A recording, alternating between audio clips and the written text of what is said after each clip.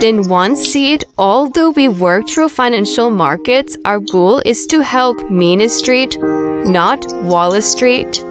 How financial markets work, functions of financial markets, and why financial markets are so important. Let's discuss. Hello friends, welcome to my YouTube channel Isriffah's World.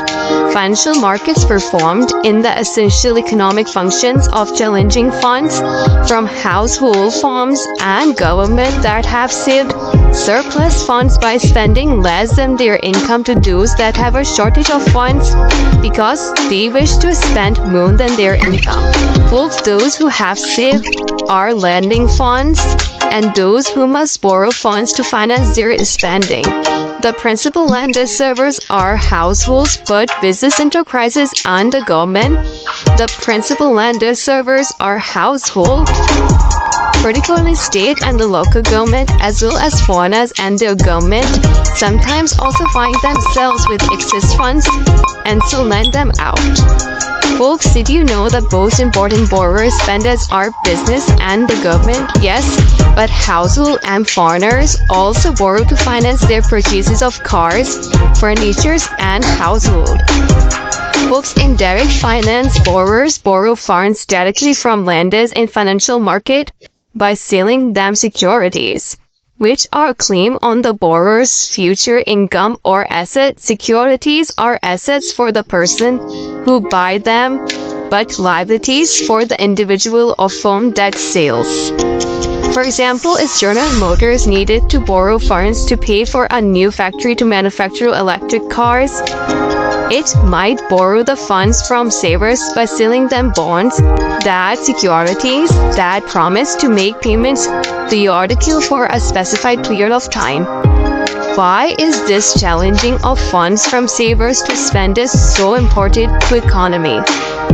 Folks, the answer is that the people who saves are frequently not the same people who have thought possible investment opportunities, yes, available to them, the entrepreneur. Let's first think about this on a personal level. Suppose that you have saved $1,000 this year, but no borrowing or lending is possible because there are no financial markets available.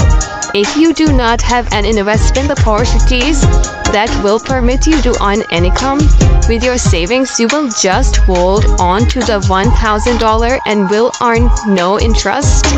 I will give you one example. For example, Charles the carpenter has productive use for $1,000. He can use it to purchase a new tool, will shorten time it takes him to build a house, thereby earning an extra $200 per year.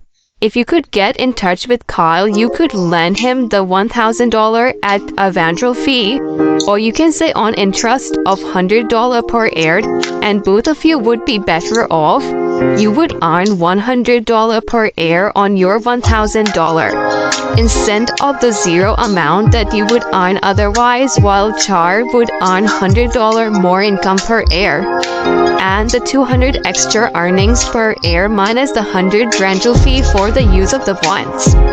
Let's suppose when the financial markets were absences, you and the Carl the carpenter might never get together. Yes, without financial market, it is so hard to transfer funds from one person who has no investment opportunities to one who has them. You would both be stuck with the status quo and both of you would be worse off. Financial markets are the essential to promoting economic efficiencies. The existence of financial market is also beneficial even if someone borrows for a purpose other than increasing production in the business. Say that you are recently married, have a good job, and want to buy a house. You earn a good salary, but because you have just started to work, you have not yet saved much. Obviously, over time, you would have no problem saving enough to buy the house of your dream. But by then, you would be too old to get full enjoyment from it. Without financial markets, you are stuck. You cannot buy the house and must continue to live in your tiny apartment. If a financial market went set up so that people who had built up savings could lend you the funds to buy the house, you would be more than happy to pay them some interest. in order to own a home while you are still young enough to enjoy it.